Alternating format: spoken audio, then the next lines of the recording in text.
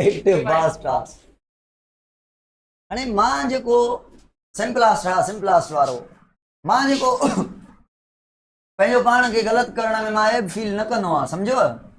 हाणे जेको जेके भी तव्हां बुक पढ़ो ना, अच्छा उर्दू में जो भी आप बुक पढ़े ना, विल्टिंग और प्लाज्मोलाइसिस, ये पढ़ेंगे भाई सिंपलास्ट और एपो।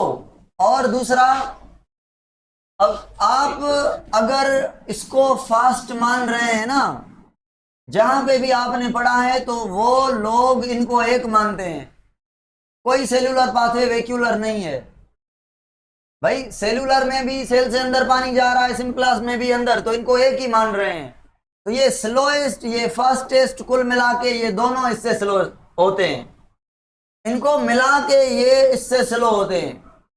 हमारे बुक में 3 टाइप हैं पाथवे के। अगर ये अकेला देखेंगे ना, ये वाला अकेला, तो ये तेज है, सबसे स्लो, और ये सेकंड नंबर पर। हमारे अंदर टेक्स्ट के अंदर 3 चीजें दी गई हैं, तीनों को फोकस करेंगे। अभी मैं एक सवाल पूछ रहा हूं आपसे, ये कॉर्टेक्स है, आपके बुक की लाइन है, ये पानी कहां से जा रहा है? एपोप्लास्ट से, और ये सिंपलास्ट से। सिंपलास्ट में साल्ट ज्यादा होते हैं सेल के अंदर, और आगे आगे खतरा भी होता है कैस्पेरिन स्ट्रिप का, इसको खतरा नहीं होता। तो पानी पहले एपोप्लास्ट में भागता तो है, मगर थोड़ा थोड़ा ऑस्मोटिकली अंदर आता जाता है, तो ये स्लो होता जाता है। एक तो इस बैरियर की वजह से, और हाई वाटर पोटेंशियल की वजह से। हाई वाटर पोटेंशियल क्यों? क्योंकि साल्ट इसके पास, एपोप्लास्ट के पास कम है, यहां से डिफ्यूज होके जाते हैं। हाँ, अगर इन दोनों को मिलाएं तो ये स्लो बनेगा उससे। तो अब मसला ये है कि एमसीक्यूज होते हैं चोरी, जैसे हमारी कमीशन में भी इंडियन के वेबसाइट के आते हैं, आपकी मेडिकल में भी पता नहीं कहां से उठा के आपके मुंह में लगा देते हैं। और वो बुक्स के होते हैं, और बुक्स के होते हैं तो उनकी अपनी की होती है। अगर पंजाब के होते हैं तो वो माइंड सेट होता है, अगर इंडियन होते हैं तो वो माइंड सेट होता है। तो आपको जो है ना, बड़ा बैलेंस होके चलना पड़ेगा। एमसीक्यूज के ऑप्शंस को देख के आपने डिसाइड करना है। अगर ये तीनों ऑप्शन आ जाएं तो इसको करें, अगर इन 2 के ऑप्शन आ रहे हैं, इट मीन उस माइंड के, एग्जामिनर के माइंड में ये वाला है ही नहीं, तो उसको समझाएं, हाँ भाई हम आपके दिमाग से आपको जवाब दे रहे हैं, सही है ना।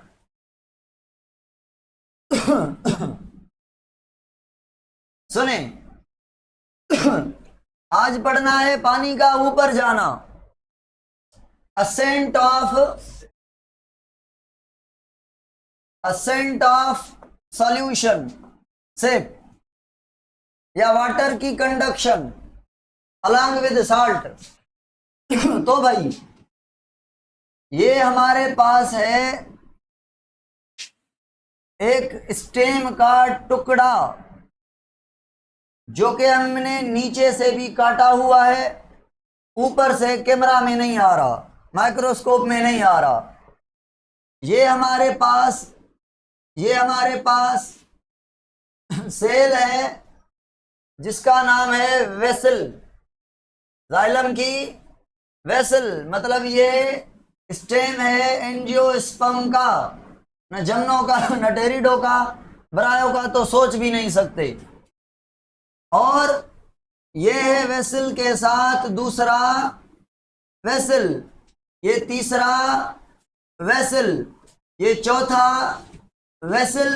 अब इस वेसल के साइड में होते हैं पिट्स, लेटरल पिट्स, आमने सामने वाले पिट्स और लेटरल पिट्स। लेटरल कहां पे होते हैं, क्यों होते हैं, मैं पढ़ाऊंगा। अब यहां से स्टार्ट हो रहा है ये भी वेसल, मगर ये स्टेम से रूट के जा रहा है ब्रांच में, और ब्रांच से जाएगा पिटियोल में, अगर है तो, नहीं तो लीफ में, कुल मिला के लीफ में। तो ये जाइलम है किसके अंदर, लीफ के अंदर। ये जाइलम है किसके अंदर, लीफ के अंदर। तो ये हमारा है लीफ, ये हमारा है लीफ। अब जो पानी है वो इधर से आता है इधर से आता है, ये आ रहा है पानी सीधा इनटू द, ये वाला step number A is called as absorption from soil to the xylem. फिर ये रूट है, स्टेम नहीं है। चलो, अगर एब्जॉर्प्शन नीचे है, हमने स्टेम काटा हुआ है, तो कुल मिला के पानी किधर आ गया है भाई? पानी के साथ कनेक्टेड है। पानी के मालिक्यूल इतने बड़े नहीं होते, मगर मैं बना रहा हूं ताकि कैमरा में नजर आए आपको, ठीक है। पानी के मालिक्यूल पानी के साथ कनेक्टेड है, ऊपर भी है, मगर कैमरा का फोकस नहीं है। ये इधर भी पानी के साथ कनेक्टेड है। पानी के साथ force of attraction is called as cohesive force. अगर ये पानी कंटिन्यू है, इधर हरा भरा ग्रीन कलर का एक सेल है, दूसरा भी सेल है, उनके बीच पोर है, स्टोमेटा। ये जितना पानी एब्जॉर्ब हो रहा है उसका 1 से 2% यूज होगा फोटोसिंथेसिस में, केमिकल रिएक्शंस में, कंडेंसेशन, हाइड्रोलाइसिस में कंडेंसेशन से तो निकलता है। बाकी जो पानी है 98%, 99% वो प्लांट उड़ा देते हैं। और पानी का उड़ाना by the plant through the stomata और लेंटिसिल्स और cuticle is called as transpiration. और 90% पानी लॉस होता है स्टोमेटा से। गटेशन को भी पढ़ेंगे कि गटेशन क्या है, रात को होती है, लोअर प्लांट्स में होती है, बड़े प्लांट में नहीं होती। समझेंगे कि क्यों। अब सवाल यह है कि पानी को नीचे से धक्का लगाया जा रहा है, यानी रूट का नीचे से प्रेशर है पानी को, तो पानी ऊपर जा रहा है। कुछ कहते हैं हाँ, कुछ कहते हैं ना भाई। और या पानी को ऊपर से खींचा जा रहा है, ट्रांसपायरेशन हो रही है, तो फोर्स जनरेट हो रहा है पानी को खींचने का, ट्रांसपिरेशन पुल। तो 2 थ्योरीज हैं कि पानी कैसे कंडक्ट होता है। एक थ्योरी क्या कहती है, पानी को नीचे से धक्का दिया जाता है, मतलब जितनी एब्जॉर्प्शन होगी, एब्जॉर्प्शन पानी को धक्का देगी, मतलब ये रूट का प्रेशर है। तेज एब्जॉर्प्शन पानी तेज जाएगा, अगर एब्जॉर्प्शन नहीं तो पानी नहीं जाएगा, है ना। और दूसरी थ्योरी है, वो कह रही है, मैं जल्दी बताता जाऊंगा, सिंपल चीजें हैं। दूसरी थ्योरी कह रही है, सुने भाई, पानी के साथ जो कनेक्शन है, ये वाला bond is called as cohesive की वजह से पानी के साथ ऐसे कनेक्टेड हैं जैसे मोतियों का हार हो। मोती कैसे जुड़े होते हैं? धागे की वजह से। तो यहाँ पे धागा मेंशन करता है कोहेसिव बॉन्डिंग को, और कोहेसिव बॉन्डिंग बायोमॉलिक्यूल में आपने पढ़ी है कि एक का वाटर का ऑक्सीजन दूसरे वाटर के हाइड्रोजन को खींचता है, क्योंकि पार्शियल बॉन्डिंग होती है। बॉन्डिंग के बाद भी ऑक्सीजन अट्रैक्ट करती है, और बॉन्डिंग के बाद भी हाइड्रोजन अट्रैक्ट होती है। तो पानी को अट्रैक्ट करके रखता है कोहेसिव फोर्स की वजह से, पानी के साथ जुड़ा हुआ है। मगर दूसरा सवाल, चलो मान लिया कोहेसिव फोर्स है, मगर पानी अगेंस्ट द ग्रेविटी क्यों जा रहा है? चलो जाए बिना, खड़ा क्यों है इधर, नीचे क्यों नहीं गिर रहा? ग्रेविटी क्यों नहीं काम कर रही? पानी गिर क्यों? इधर पानी के ड्रॉप रखें, वो नीचे गिरेंगे, हाँ, एक दूसरे के टूटेंगे नहीं, मगर नीचे आएंगे, सारे मिलके नीचे आएंगे पानी के मॉलिक्यूल। यहाँ पे पानी के मॉलिक्यूल क्यों नहीं गिर रहे? क्योंकि वेसल की वॉल बनी हुई है सेल्यूलोज की और बाहर से लिग्निन की। तो सेल्यूलोज पानी को एब्जॉर्ब करके रखता है, अट्रैक्ट करके रखता है। तो पानी का सेल्यूलोज के साथ, मतलब वेसल की दीवार के साथ भी चिपका हुआ है पानी किसके साथ, पानी पानी के साथ भी कनेक्टेड है और सारे पानी वाल के साथ चिपके हुए हैं। क्यों चिपके हुए हैं, क्योंकि वाल हाइड्रोफिलिक है, तो यहाँ पे फोर्स है कौन सा, एडहेसिव फोर्स। कितने फोर्स पढ़े हमने, 2। एडहेसिव फोर्स की वजह से पानी नीचे नहीं आ रहा, कोहेसिव फोर्स की वजह से सारे पानी कनेक्टेड है। चलो, ग्रेविटी इसकी वजह से काम नहीं कर रही। अब तीसरा सवाल तीसरा सवाल यह है, पहला सवाल था पानी कनेक्टेड क्यों है, दूसरा सवाल है ग्रेविटी की ओर आ क्यों नहीं रहा, तीसरा सवाल है ऊपर क्यों जा रहा है, चलो गिर भी नहीं रहा, ऊपर क्यों जा रहा है, कौन बुला रहा है ऊपर, तो वो फोर्स है तीसरा, that force is said to be a खींचने वाला फोर्स, ट्रांसपैरेशन, खींचने वाला, पुल करने वाला। ये बताती है कि भाई जो लीफ है वो बहुत पतला है, बहुत पतला है तो गर्मी भी जल्दी असर करेगी, जैसे कानों पर ठंड जल्दी असर करती है, नाक पर, लिप्स पर, उंगलियों पर, यहाँ पे सर्दी असर नहीं करती, क्यों, ब्लड को छुपने की जगह है। तो ऐसे ही प्लांट के स्टेम पर सर्दी गर्मी असर नहीं करती, मोटा मोटा बार्क होता है, मगर ये लीफ तो पतला है ना, थोड़ी गर्मी लगेगी तो पानी भी गर्म होगा, गर्म होगा तो टेम्परेचर गर्म होगा, अगर टेम्परेचर गर्म होगा तो फोटोसिंथेसिस होगी, अगर फोटोसिंथेसिस रुकेगी तो टेम्परेचर को नॉर्मल करने के लिए पानी को निकालना पड़ेगा, दूसरे को लाना पड़ेगा, जो दूसरा होगा वो ठंडा होगा, जो निकालेंगे वो तो गर्मी लॉस होगी। तो ट्रांसपैरेशन क्या करती है, टेम्परेचर को मेंटेन करती है, इसीलिए ट्रांसपैरेशन को कहते हैं कूलिंग इफेक्ट बनाने वाला मैकेनिज्म। इतना लॉस हो रहा है, 99%, 99% ट्रांसपैरेशन हो रही है, फिर भी फायदा है।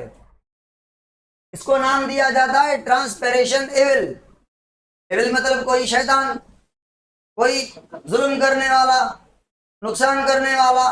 इतना नुकसान, इतना लॉस हो रहा है, एविल का मतलब यहाँ पे लॉस बन रहा है, मगर ये लॉस हमें फायदे में है। क्यों, क्योंकि ये पानी नहीं निकलेगा तो फोटोसिंथेसिस नहीं होगी, फोटोसिंथेसिस नहीं होगी तो कुछ भी नहीं होगा। ये लॉस होने दें भाई, ये होना चाहिए, ये लॉस कंपलसरी है, नेसेसरी है, नेसेसरी एविल। चलो, ये लॉस नेसेसरी है। तो पानी सेल के अंदर ज्यादा है, लीफ के अंदर या माहौल में, माहौल में कहाँ आया पानी, इतनी गर्मी पड़ी है, लग ही नहीं रहा, लीफ को काटे तो पानी ही पानी है भाई। 90% पानी है प्लांट के लीफ में, चलो ना माने आप 70 to 90 तो होगा, मगर 90 है, ठीक है और बाहर पानी कम है, तो पानी अंदर से बाहर आएगा, मतलब हाई कंसंट्रेशन से लो आएगा, तो पैसिव आएगा, एक्टिव आएगा, पैसिव आएगा, मतलब एनवायरनमेंट पानी को खींच रहा है, तो पानी बाहर निकल रहा है। ये पहला पानी मतलब आखिरी पानी निकल आया, कहां पहुंचा, ये इधर पहुंचा। तो मुझे बताएं, जो पहला पानी था उसकी जगह खाली, अब क्या इसने जगह खाली छोड़ी होगी या दूसरे वाले को थोड़ा खींचा होगा, क्यों खींचा होगा, कोहेसिव फोर्स की वजह से। तो जो दूसरा पानी है वो ये वाला इधर आ गया, ये जगह खाली, खाली नहीं, ये इधर आ गया, ये इधर आ गया, तो कुल मिला के सारे ऊपर चले गए। जो पहला पानी था जाइलम के अंदर, उसकी जगह खाली, अब इसकी जगह फिल करेगा कौन, जो एब्जॉर्प्शन हो रही है वो देगी पानी, वो देगी पानी, वो देगी पानी के। लो भाई, ये वाला पानी आपको गिफ्ट में दिया, गिफ्ट में क्या, पैसिव एक्टिव जा रहा है, लालच में जा रहा है। यहाँ पे लो कंसंट्रेशन हो गई, यहाँ पे ज्यादा थी, पीछे से पानी का धक्का था, समझ आ रही है ना, तो फ्री में पानी जा रहा है, 200 मीटर ऊपर जा रहा है, 300 मीटर ऊपर जा रहा है, 300 मीटर तक जा सकता है पानी, अगर पानी को ऊपर से खींचा जाए तो। मतलब ताकत वाला फोर्स कौन सा है, एक फोर्स है टेंशन। टेंशन क्या है, जो ट्रांसपैरेशन हो रही है ना, तो पानी जो पानी को ऊपर खींच रहा है, खींच ट्रांसपैरेशन पुल की वजह से जो खींचना है ये टेंशन है। तो टेंशन की वजह से, मतलब ट्रांसपैरेशन पुल की वजह से टेंशन आ रहा है, और उस टेंशन में पानी ऊपर जा रहा है, ग्रेविटी के अगेंस्ट जा रहा है। तो एक है कोहेसिव फोर्स, एडहेसिव फोर्स, ट्रांसपैरेशन पुल की वजह से टेंशन, और इसकी वजह से पानी ऊपर जा रहा है, जा रहा है। अब जितनी ट्रांसपैरेशन उतना पानी ऊपर जाएगा। अगर अगर दोपहर के 2 बजे हो, बड़ी तेज गर्मी हो, बड़ी तेज, ट्रांसपेरेशन भी 200 की स्पीड पर, तो बाय चांस भाई साल में ऐसे में आते हैं महीने कि जमीन में पानी कम हो जाता है, ड्राई हो जाती है जमीन। अगर एब्जॉर्प्शन का रेट कम हो जाए, कुछ प्लांट के साथ ऐसा होता है, तो वो क्या करते हैं, वो ट्रांसपेरेशन को रोक देते हैं, क्योंकि एब्जॉर्प्शन नहीं हो रही। अगर सारा पानी लॉस कर दिया तो क्या हो जाता है, जो लीफ ऐसे खड़े हुए हैं ऐसे मुरझा जाते हैं। इन मुरझाए हुए लीव्स को कहते हैं फ्लेसिड लीफ। क्या? फ्लेसिड। सरगर प्रेशर इनका क्या हो गया है, पानी इनका क्या हो गया है। अब जब 2 से 3, 3 से 4 बजे थोड़ा सूरज नीचे हो गया, तपश कम हो गई, थोड़ी थोड़ी तो एब्जॉर्प्शन हो रही थी, जीरो तो नहीं हो गई थी, कम हो गई थी। उस एब्जॉर्प्शन ने भी वो गैप फिल किया। अभी ये लीफ सीधे हो गए शाम तक बिल्कुल वैसे। अभी कह रहे हैं हम ट्रांसपेरेशन करेंगे, हम कहेंगे छुट्टी भाई, लाइट जा रही है, अभी नहीं करनी ट्रांसपेरेशन। तो नाइट के टाइम में प्लांट ट्रांसपेरेशन नहीं करते। दोपहर को किसी किसी प्लांट के साथ मसला आ सकता है कि दोपहर को भी विल्टिंग हो सकती है। विल्टिंग मतलब फ्लैसिड, जो गिर गए लीफ, नीचे नहीं गिरे, कट नहीं गए, वहीं पे ही मुरझा गए। विल्टिंग जब एब्जॉर्प्शन कम हो और गर्मी ज्यादा हो, मंझन जो दोपहर को, शाम को नहीं होगी। अगर किसी प्लांट में शाम को हो रही है वो मसला और है। फेबेसी फैमिली सुनी है, लिग्यूम फैली, फलियों वाले छोले मटर, ये वो मूंग दाल, ये प्लांट, इन प्लांट्स के अंदर क्या होता है, सोलेनेसी। इनके अंदर क्या होता है, जो लीव्स हैं रात को फ्लैसिड हो जाते हैं। हम कहते हैं नाइट को स्लीप कर रहे हैं। इनकी वजह भी बताऊंगा कि ये रात को क्यों स्लीप करते हैं, रात को क्यों इनका हाइड्रोस्टेटिक प्रेशर कम हो जाता है, पढ़ेंगे हम। चलो भाई, फैमिलीज याद नहीं करनी, बिल्कुल भी याद, एक फैमिली का भी नाम याद नहीं करना, छोड़ दें भाई।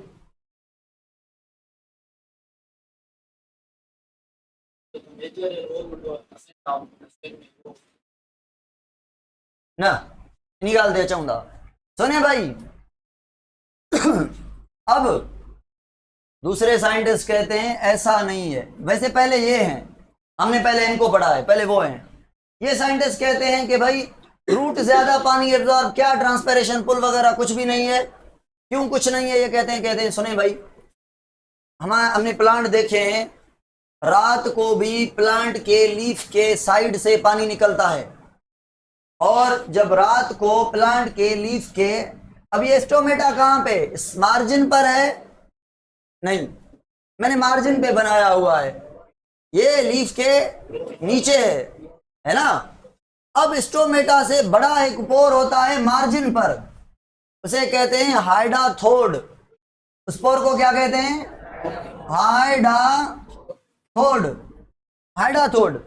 इससे रात के टाइम में पानी निकलता है, और वो पानी ऐसा निकलता है कि यहां से निकल के इस चोटी पर आ जाता है, एपेक्स पर। आप सुबह को जाएंगे तो लीफ पे पानी वो जाहिर होगा ड्रॉप और ड्रॉपलेट के फॉर्म में। ट्रांसपेरेशन कैसे होती है, पानी एक एक पानी निकलता है गैस के फॉर्म में, पेपर के फॉर्म में। ट्रांसपेरेशन वाला पानी नजर नहीं आता, दिन को होती है लाइट की मौजूदगी में, स्टोमेटा जब खुले होते हैं। और रात को तो स्टोमेटा बंद हो जाएंगे, हमने अच्छे से पढ़ा है। जब रात को स्टोमेटा बंद है, अगर प्लांट, अगर सब नहीं, अगर प्लांट पानी एब्जॉर्ब कर रहा है तो ट्रांसपेरेशन होगी, रात को नहीं होगी। क्यों, एब्जॉर्ब करे तो करे ट्रांसपेरेशन, स्टोमेटा बंद है तो ट्रांसपेरेशन नहीं होगी, पानी तो एब्जॉर्ब हो रहा है ना। तो जब पानी एब्जॉर्ब हो रहा है तो उसको निकालना भी चाहिए, किससे, स्टोमेटा के बजाय हाइडाथोड से। तो ये लीफ के मार्जिन पर होते हैं, बड़े होते हैं, पानी को विजिबल लिक्विड फॉर्म में निकालते हैं। इस निकालने के प्रोसेस को कहते हैं गट्टेशन। क्या कहते हैं, guttation is the removal of water from हाइड्रोड इन द टाइम, कौन से, नाइट, थ्रो द, कौन से पोर, विजिबल फॉर्म में, ड्रॉप या ड्रॉपलेट के फॉर्म में। अब सवाल ये है कि ये जो गटेशन है ये छोटे प्लांट में होगी या बड़े में, यही जवाब क्लियर करेगा हमें कि कौन सी थ्योरी कैसा काम करती है, कौन सी थ्योरी कैसा काम करती है। सुने भाई, अब पुल वाले साइंटिस्ट ने रूट प्रेशर थ्योरी को रिजेक्ट करने के लिए एक्सपेरिमेंट किया। एक्सपेरिमेंट का नाम है ब्लीडिंग एक्सपेरिमेंट, ब्लीडिंग एक्सपेरिमेंट। इन्होंने कहा भाई आप कह रहे हैं ना रूट नीचे से धक्का दे रही है, हम स्टेम को काट लेते हैं, जब स्टेम को काटेंगे तो लीफ बचेंगे, गए, ट्रांसपिरेशन होगी नहीं होगी। अब अगर स्टेम से पानी निकल रहा है, ब्लीडिंग हो रही है, पानी निकलना ब्लीडिंग, तो हम समझेंगे भाई रूट पानी को भेज रही है, लीफ पानी को नहीं खींच रहा ट्रांसपिरेशन से। ट्रांसपिरेशन पुल ऐसे खींचता है पानी को जैसे आप किसी कोई बर्तन ले लें, उसमें रस्सी बांधें और बर्तन को रस्सी समेत कुएं में डालें, वो 200 मीटर नीचे हो, 300 400, उतनी रस्सी बड़ी करनी है, जब वो पानी पर पहुंचे खींच के पानी को बुला लें। आप 300 फीट से भी पानी उठा ले सकते हैं। अगर आप पहले उस कुएं में उतर जाएं, अब पानी को उठा के ऐसे फेंकें तो पहुंचेगा 200 मीटर तक, 100 मीटर तक, तो नीचे से फोर्स ज्यादा लगेगा जो कि हम दे नहीं सकते। तो इसीलिए ये रूट प्रेशर जो थ्योरी है इतना काम नहीं करेगी। इससे हम थोड़ा बहुत पानी छत तक पहुंचा सकते हैं, 10 फीट 20 फीट। असल जो थ्योरी ज्यादा काम करेगी वो मुझे लग रहा है ये करेगी, आपको ही लग रहा है ये करेगी। अब ब्लीडिंग एक्सपेरिमेंट सुने, इसको नेग्लेक्ट करने के लिए और इसको एक्सेप्ट करने के लिए है, मगर ये भी कुछ एक्सेप्टेड है, ज्यादा एक्सेप्टेड ये है। सुने, अब इसको 2 फीट पे काटा गया तो ब्लीडिंग हो रही थी, सबने कहा यार मतलब रूट धक्का दे रही है।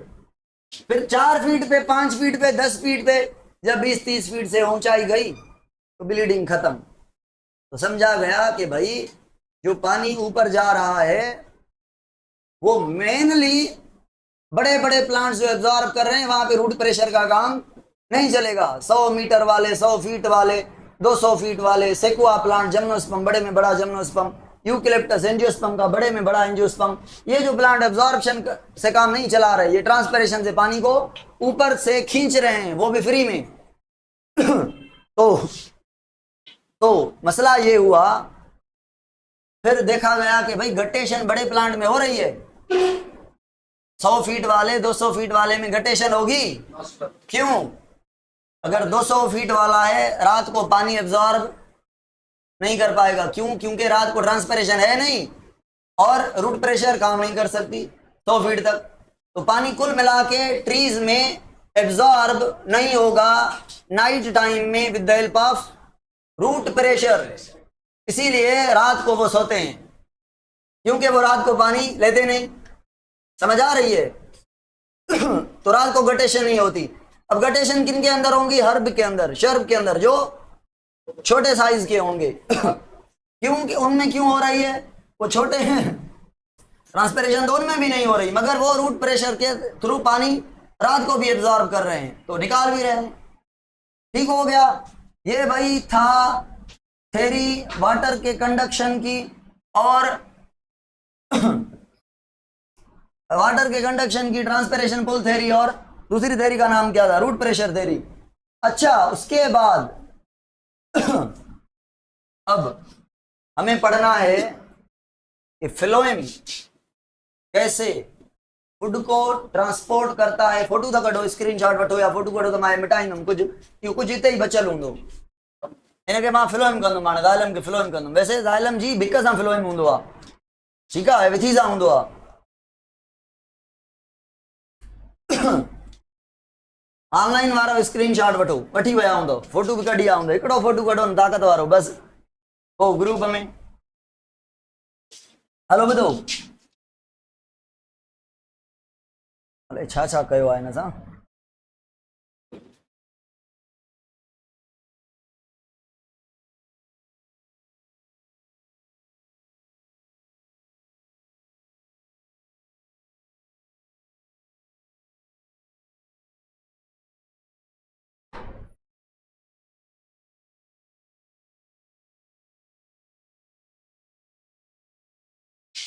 हाँ भाई सुने।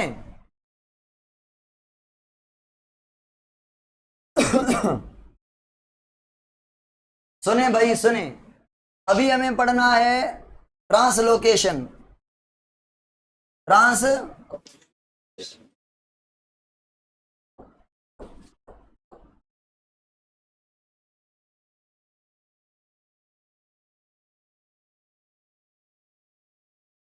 आने खबर पाई।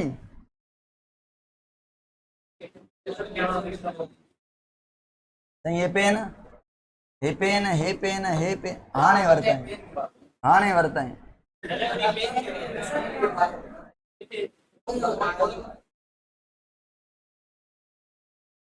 एरर अची हुआ न त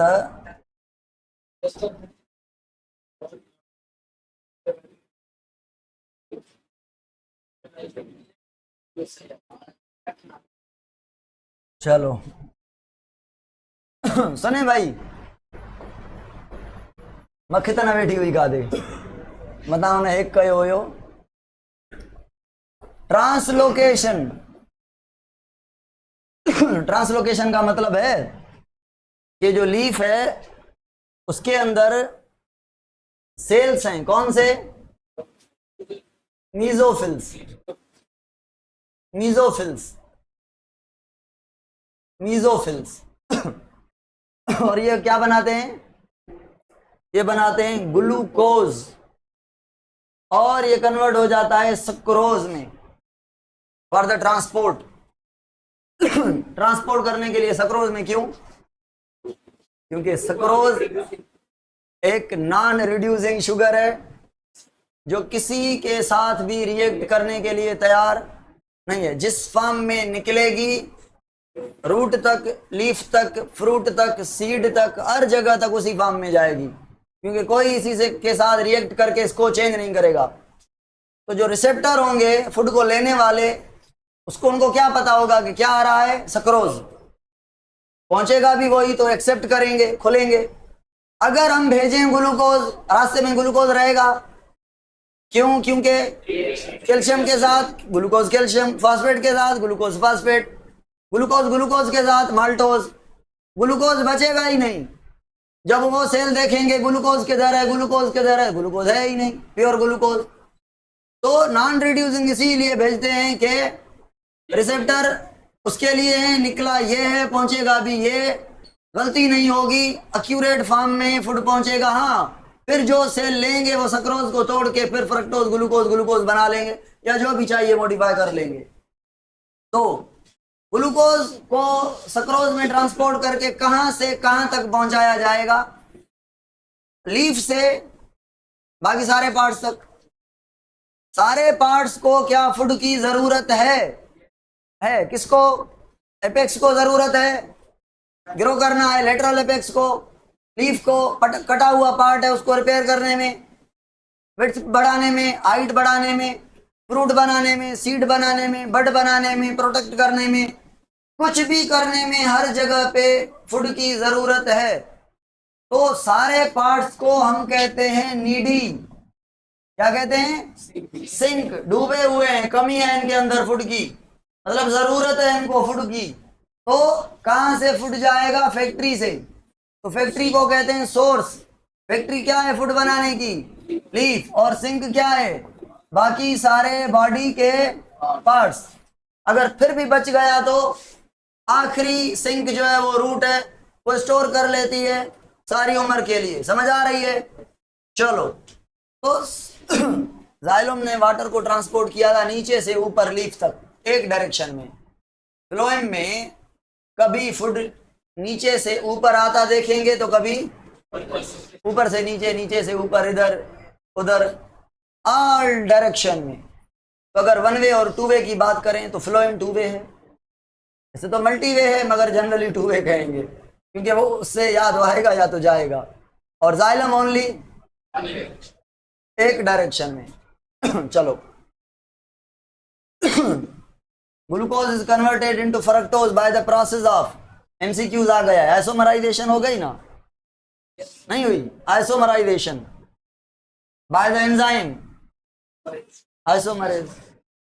ग्लूको isomerase, fructo isomerase, hexo isomerase या ट्रायो आइसोमरेज। जनरली अगर कपड़े में घुमा के अंदर डाल के बात करें तो हेक्सो आइसोमरेज, स्पेसिफिक तो फ्रक्टो आइसोमरेज, स्पेसिफिक तो फ्रक्टो आइसोमरेज। चलो फ्लोएम टू वे कैसे, चलो पढ़ेंगे टू वे कैसे। सुने भाई, ये मैं ब्लू कलर से क्या बना रहा हूं, फ्लोएम, ये जालम है। अब ये फ्लोएम का कौन सा सेल है, ये सीव। पता है सीव क्यों कहते हैं? जो सीव सेल और सीव सेल के बीच मेम्ब्रेन होती है उसमें सारा बड़ा पोर नहीं होता, छोटे छोटे छोटे छोटे बहुत सारे पोर होते हैं, सीव की तरह, छानी की तरह। तो ये सीव ट्यूब सेल है। सीव ट्यूब सेल और सीव सेल में से एंजियो में कौन से हैं? सीव ट्यूब का मतलब है लंबे और सीव सेल का मतलब है छोटे, मगर सीव इनके बीच भी है। ये सीव सेल है और ये सीव, ये कंडक्शन स्लो करेगा और ये सेल ज्यादा आएंगे, ये सेल थोड़े आएंगे। अच्छा, इनके साथ एक हेल्पर सेल भी होता है, क्या नाम है? Companion cell. कंपेनियन सेल, बिल्कुल कंपेनियन सेल। और ये कंपेनियन सेल जो होता है ये क्यों होता है? इसको अपना न्यूक्लियस होता है। सीव ट्यूब सेल लिविंग है बट अपना न्यूक्लियस नहीं है, आरबीसी की तरह खुद न्यूक्लियस नहीं है, सारी बॉडी को फूड पहुंचा रहा है, खुद एनारोबिक रेस्पिरेशन करेगा, सारी बॉडी को glucose in the form of sucrose पहुंचाएगा। चलो, तो इसकी एक्टिविटीज को कंट्रोल करने के लिए इसका न्यूक्लियस काम आता है। इसको भरने के लिए, फूड देने के लिए, फूड उठाने के लिए, लोड करने के लिए, अनलोड करने के लिए कंपेनियन सेल काम करता है। देखेंगे भाई, अब ये फ्लोएम इधर जा रहा है, सीव ट्यूब सेल होगा ना, इधर भी होगा। हाँ भाई, स्टार्ट करते हैं बात कि भाई जो ग्लूकोज है वो कहाँ पे बना है? मीजोफिल सेल में। ग्लूकोज कन्वर्ट होके कहाँ ट्रांसफर होगा? मीजोफिल से एक मीजोफिल, दूसरे से तीसरे मीजोफिल, तीसरे से चौथे मीजोफिल टुवर्ड्स फ्लोएम। फ्लोएम मतलब सीव ट्यूब सेल। तो ये ट्रांसपोर्ट कहेंगे स्टेप नंबर 1, इसको कहेंगे शॉर्ट डिस्टेंस ट्रांसपोर्ट, जिसमें फूड किधर से किधर गया? मीजोफिल से, दूसरे मीजोफिल से, तीसरे मीजोफिल से, चौथे टुवर्ड्स सीव ट्यूब सेल या फ्लोएम। अब दूसरा स्टेप है, फ्लोएम तक पहुंच गया, कंपेनियन सेल के करीब वाला जो दूसरा मीजोफिल है उसके पास पहुंच गया है। तो कंपेनियन सेल क्या करेगा? मीजोफिल को थैंक यू कहेगा कि भाई शुक्र है, बड़ी दूर से आप, इतनी दूर नहीं, शॉर्ट डिस्टेंस है, आप ग्लूकोज को इधर ले आए, अभी मुझे दें। तो यहाँ पे कंपेनियन सेल होगा, वो कंपेनियन सेल क्या करेगा? ये अगर यहाँ पे मीजोफिल है, स्टेम में तो मीजोफिल नहीं होगा, ऐसे समझा रहा हूं। इससे फूड लेगा कौन? कंपेनियन सेल, और कंपेनियन सेल फूड को किधर पहुंचाएगा? तो सीव ट्यूब जो सेल है ये भरता जाएगा किससे? कौन सा फूड? सक्रोज। सॉल्यूट है, सॉल्वेंट है? सॉल्यूट है। सॉल्वेंट कहां से आ गया? सक्रोज। सॉल्यूट है तो पानी अट्रैक्ट होगा कि नहीं होगा?